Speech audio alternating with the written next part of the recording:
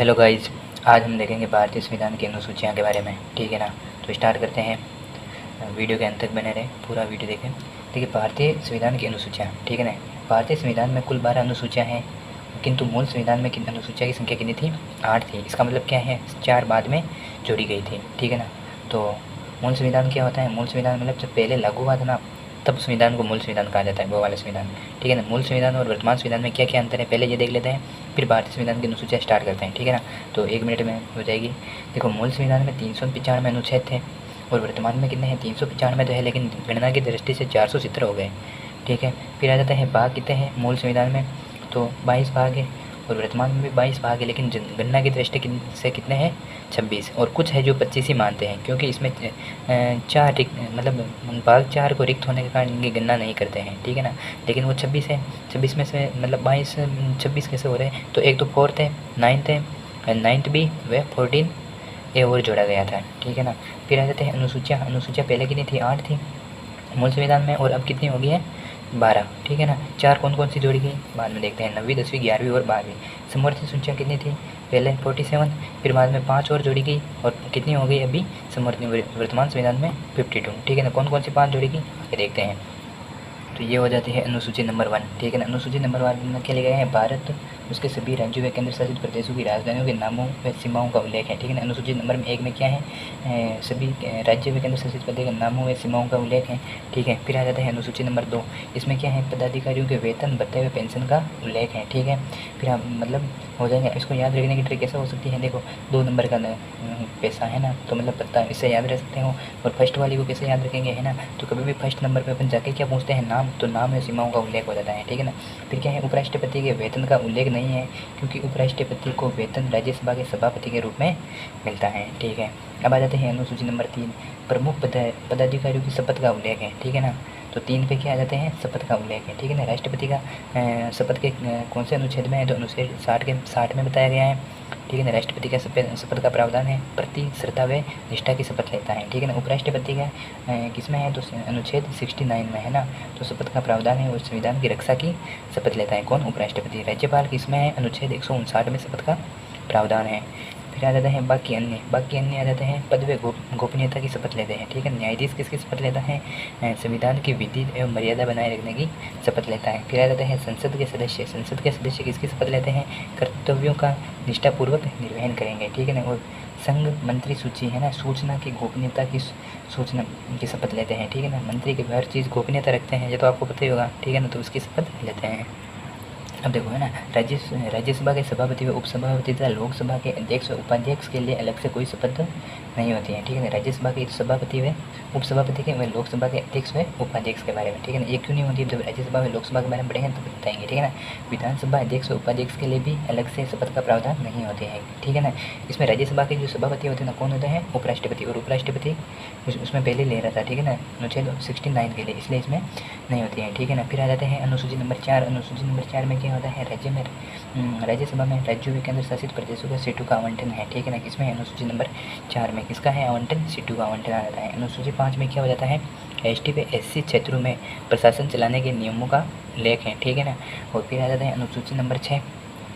अनुसूची नंबर 6 में आ जाता है पूर्वोत्तर में 4 राज्यों में असम, मेघालय, मिजोरम व त्रिपुरा प्रशासन चलाने के नियमों का उल्लेख है। इसमें है ना, तो सॉरी, असम, मेघालय, मिजोरम व त्रिपुरा, इसमें मणिपुर नहीं है। ठीक है ना। मणिपुर को पहले ऐसा याद रखना, मणिपुर नहीं है। फिर वो चारों राज्य हो जाएंगे ना, उसके बारे में नियमों को चलाने का प्रावधान मतलब उल्लेख है। ठीक है ना। फिर आ जाता है अनुसूची नंबर 7। ठीक है ना। संघ व राज्यों में सत्यों का विभाजन के लिए बताया गया है। ठीक है ना।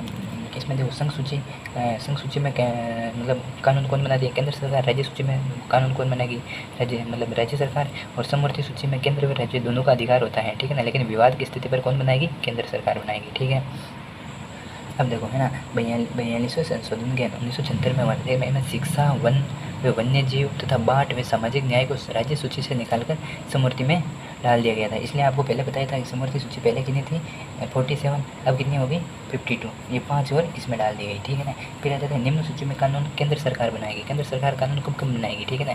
अब देखो, एक तो है राष्ट्रीय महत्व को घोषित किया जाता है ना, राज्य सूची के किसी भी विषय को राष्ट्रीय महत्व का घोषित करते तो फिर बाद में इस पर सरकार को मतलब कानून कौन बनाएगी, केंद्र सरकार बनाएगी, ठीक है ना। और आपातकाल की स्थिति आ जाती है अनुच्छेद 250 के अनुसार, आपातकाल के समय भी राज्य सूची का कानून कौन बनाएगा, केंद्र सरकार बनाएगी, ठीक है ना। फिर आ जाता है अनुच्छेद 252 के अनुसार 2 या 2 से अधिक राज्यों के निवेदन करने पर भी कौन बनाएगी, केंद्र सरकार बनाएगी। राज्य सरकार को उसके पड़ोसी कोई भी 2 राज्य होंगे ना, वो निवेदन कर देते तो फिर वही बनाएगी केंद्र सरकार, ठीक है ना। फिर आ जाता है अनुच्छेद 253 अंतर्राष्ट्रीय या समझौता के समय राज्य सूची के ऊपर केंद्र सरकार द्वारा बनाया जाएगा, ठीक है ना। मतलब कोई भी अंतर्राष्ट्रीय समझौता है तो राज्य सूची को छोड़ के फिर उसको कौन संभालेगी, केंद्र सरकार, और उस पर कानून भी कौन बनाएगी, केंद्र सरकार बनाएगी, ठीक है ना। अब देखो संघ में देखो 97 मूल संविधान में थी, वर्तमान में संघ सूची कितनी है, 98 है, ठीक है ना। और राज्य सूची 66 और फिर बाद में वर्तमान में कितनी होगी, 59। अब 59 कैसे होगी, वो निकाल दी गई है ना। देखो एक तो मतलब काट दी गई है ना। अब देखो समवर्ती सूची पहले 47 थी और 5 इसके अंदर और जोड़ दी तो कितनी होगी, 52, ठीक है।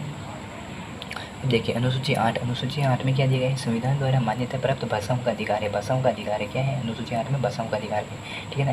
पहले 14 भाषाएं थी, वर्तमान में कितनी हो गई, 22, है ना। 14 भाषा कौन कौन सी थी, हिंदी, संस्कृत, उर्दू। 14 भाषा याद कैसे रखनी है, हिंदी, संस्कृत, उर्दू, ये तो प्राचीन भाषा है।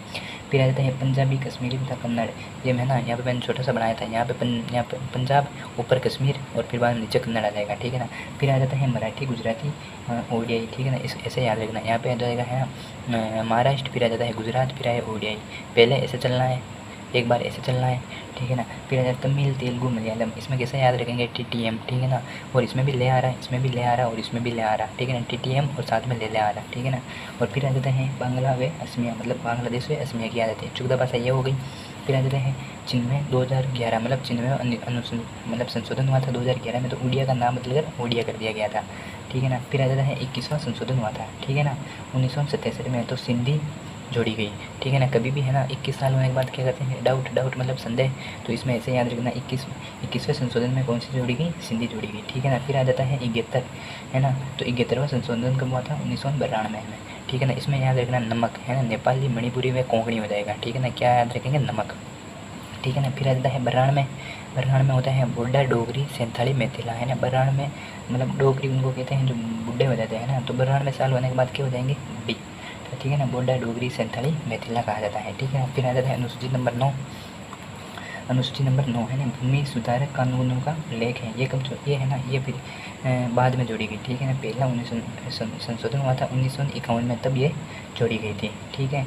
अब इसमें क्या, इसमें कहा गया कि संसद के द्वारा कोई भी कानून बनाकर उसका उल्लेख 9वीं सूची में किया जाए तो उसके खिलाफ न्यायालय में अपील नहीं की जा सकती है ना। लेकिन वैसा तो कहा गया था, लेकिन 1973 में केशवानंद भारती प्लस केरल सरकार, है ना, मतलब वर्सेज केरल सरकार मामले ने इस बात को सुप्रीम कोर्ट में चुनौती दी थी, ठीक है ना। तो सुप्रीम कोर्ट ने 2007 में निर्णय देते हुए कहा कि 24 अप्रैल 1973 के बाद अगर संसद में कोई भी कानून बनाकर 9वीं सूची में डाला गया है तो उसके खिलाफ न्यायालय में अपील की जा सकती है, ठीक है ना। फिर अपील करने की दे दी गई, लेकिन 9वीं अनुसूची क्या थी, भूमि कानून सुधार में, ठीक है ना। फिर आ जाते हैं अनुसूची नंबर 10, इसमें क्या है, दल बदल विरोधी अभियान, मतलब दल बदल विरोधी अभियान के बारे में बताया गया था। ये कब जोड़ी गई है, 52वें संशोधन में जोड़ी गई है, ठीक है ना। कब, 1985 में, और वो कब थी, पहले संशोधन में, और 1951 में जोड़ी गई थी, ठीक है ना। अब इसमें दल बदल के आधार पर संसद तथा विधानसभा के सदस्यों की अर्हता से संबंधित प्रावधान है, ठीक है ना। अभी देखो 91वां संशोधन में 2002 में कुछ परिवर्तन किए गए थे। यदि कोई सदस्य व्यक्ति दल बदलता है तो उसकी सदस्यता समाप्त हो जाएगी, लेकिन किसी दल के 2/3 सदस्य एक साथ दल बदल कर सकते हैं, ठीक है ना। निर्दलीय सदस्य किसी भी दल में शामिल नहीं हो सकता है। मनोनीत सदस्य 6 माह के अंदर किसी भी दल में शामिल हो सकते हैं, ठीक है ना। जो मनोनीत करते हैं वो किसी भी दल में शामिल हो सकते हैं। यदि कोई सदस्य व्हीप का उल्लंघन करता है तो उसे 15 दिन के भीतर दल उसे क्षमा नहीं करता है तो वह दल का दोषी माना जाएगा, ठीक है ना। ये काम की नहीं है। अब देखो, है ना, दल बदल की स्थिति में सदस्यता समाप्त करने का अधिकार संबंधित सदन के अध्यक्ष के पास होगा, ठीक है ना। अब उसके बाद में सदस्यता भी कौन समाप्त करेगा, तो जो जिस संबंधित सदन के जो अध्यक्ष होगा ना वो करेगा, ठीक है ना। अब आ जाता है अनुसूची नंबर 11, इसमें क्या है, 73वां संशोधन 1992 में जोड़ी गई, ठीक है ना।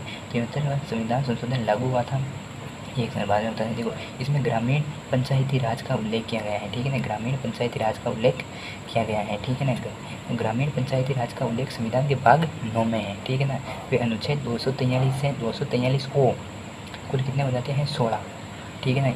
इसलिए 24 अप्रैल को पंचायती राज दिवस मनाते हैं, ठीक है ना। अब देखो ये जो होता है ना पंचायती राज का उल्लेख, तो ये देखो लागू कब हुआ था 24 अप्रैल 1973 को तो भारत में हुआ था, और राजस्थान में आ जाता है 23 अप्रैल 1994 में, 364 दिन बाद हुआ था, ठीक है ना। तो इसीलिए 24 अप्रैल को पंचायती राज दिवस मनाते हैं, क्योंकि इस दिन क्या होता है भारत में लागू हो गया था, ठीक है ना। 73वें संविधान संशोधन के तहत ग्रामीण पंचायती राज को 29 कार्य दिए गए हैं, ठीक है ना, लेकिन राजस्थान को इसमें 25 ही दिए गए हैं, ठीक है ना। अब आ जाते हैं लास्ट में अनुसूची नंबर 12, ठीक है। अनुसूची नंबर 12 में क्या बताया गया है कि 73वें संविधान संशोधन 1992 में पारित किया गया है। लागू कब हुआ था 1 जून 1994 को, ठीक है ना, 2 साल बाद वो लागू हुआ था, ठीक है ना। इसमें क्या आ जाता है नगरीय शासन का उल्लेख है, ठीक है। फिर आ जाता है भाग 9 ए, ठीक है ना, एक इसमें है भाग 9 ए में आ जाता है, ठीक है ना। जबकि संविधान अनुसूची 11 में कौन सा आ जाता है भाग 9 में, और ये किस में आ जाता है